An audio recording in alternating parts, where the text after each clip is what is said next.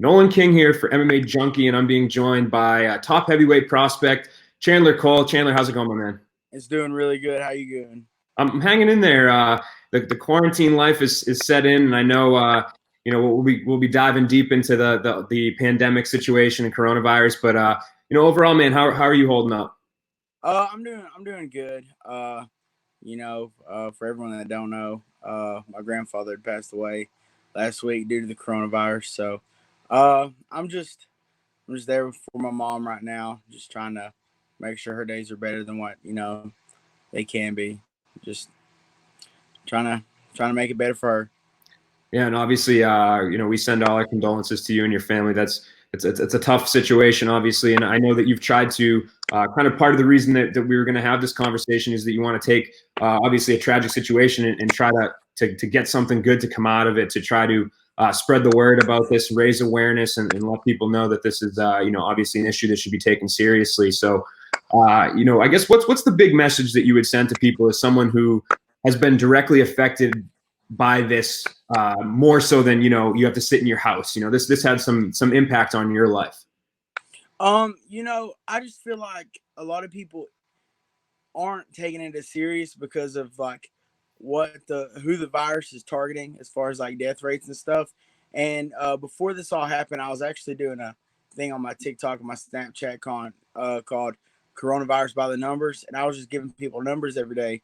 And in my area, we hadn't had a case, and my grandfather was the second case in the Southwest Virginia region, and he got diagnosed on Monday, died on Friday, and I know that if you get it and you're younger, you may not be affected, and you may not die from this, but someone very close to you who gets it may not have the same fate. So just if you're going into your local grocery stores or something, like truly practice social distancing. Like, don't be that person that walks up and coughs and tries to make a joke out of it, or sneezes trying to make a joke out of it, or laughs about it, or even the stuff you post on Facebook. Like, right now I have a big problem with people in my local area. They'll post stuff on Facebook and they'll be like, "This is a joke."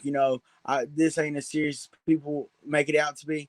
And I'm like, I'm the only one so far in our area who's had a victim, due to the coronavirus, and it's just the start. And I want people to realize, like, I hope none of y'all have to go through that, because that's my mom was adopted, and this is her biological father, and she's already lost, her the two people that adopted her, and this was her last, parent. They rebonded after she turned 18, and this was her last parent, and it really hit home for her because now she don't have nobody, and I just I just wish people would take it more serious, because you never know when it's going to be your mom, your dad, your brother, your sister, your grandparents. You never know when it's going to be someone close that, gets it and doesn't win that fight. This is bigger than fighting in a cage. This is bigger than fighting in a ring. Like, this is life we're talking about. And I just wish people would take it serious because,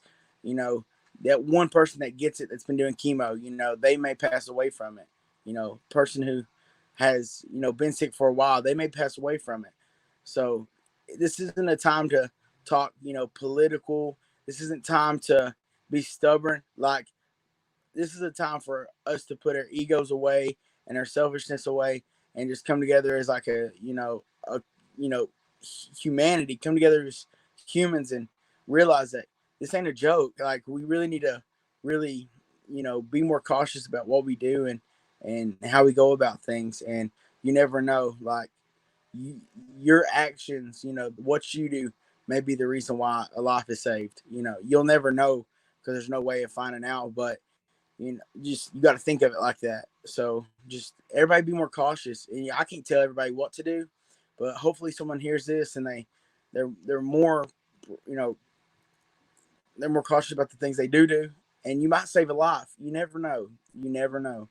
Yeah, for sure, man. I think everybody kind of has that false sense of security. Oh, that's something that's on TV. This can't happen to me. And then when it affects you, these are real people that are being affected, such as yourself. So, yeah, obviously that's a good message to send there. And and I guess for people that have been affected by this, whether it be with a loss like yourself, or whether it be maybe financial issues, or losing jobs or whatever, how have you, what have you found to be helpful to help you get through these tough times? Is there anything, any type of mental tricks or anything like that that you would tell people to stay strong through this? Just working out. I still work out and try to just prep my body to be the best athlete. I know a lot of people. I haven't came out publicly and told people this, but after I have a fight set for May 23rd. Whether it happens or not, or whether it's in an empty arena. I completely understand the circumstances. But after that fight, I plan on going back down to 205. This is the first time I've told anybody that.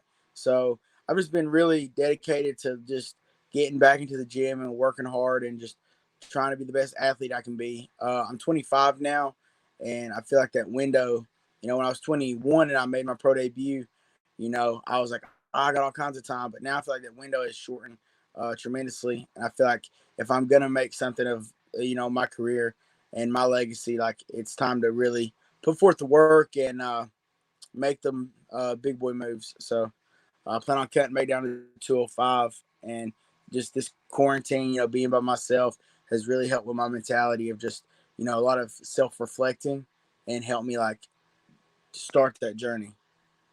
Yeah, and for sure, I think a lot of people are going to maybe be able to grab those positive things. I know some people in my life are working out more and trying to get consistent. So Yeah. I guess we all can just try to do our best. But when you see MMA organizations continue to try to put on events, I know you said you have a fight that may or may not happen, whatever. But sometimes, obviously, the UFC right now is trying to put on events. Do you kind of wish that everybody would pump the brakes a little bit on that? That maybe we would wait out this thing a little bit longer, or what are your feelings on that?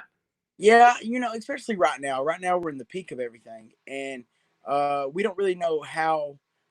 I haven't checked the numbers in a couple. I was checking the numbers on the daily until my grandfather, and I've kind of slowed down because I don't want to see it because now I know when I look at the death total, I know that he's one. He's a statistic, and so I try not to look at it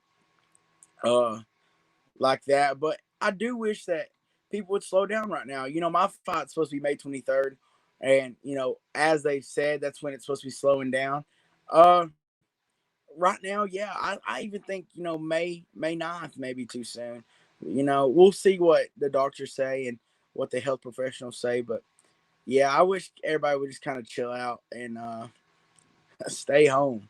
Like a lot of people don't get that pleasure. Like I have an essential job. I work at a maximum prison, so like I have to go to work every day. So I when you're stuck in a position like that, you have to get out. Because who's gonna watch them.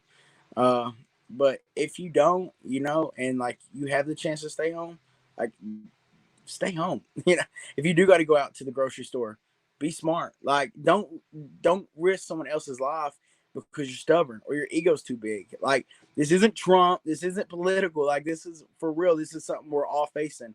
And I just feel like a lot of people are just too stubborn about the matter. Like people's lives are in danger. Like be greater than your ego. Like we're all meant for a bigger cause. So be that bigger purpose.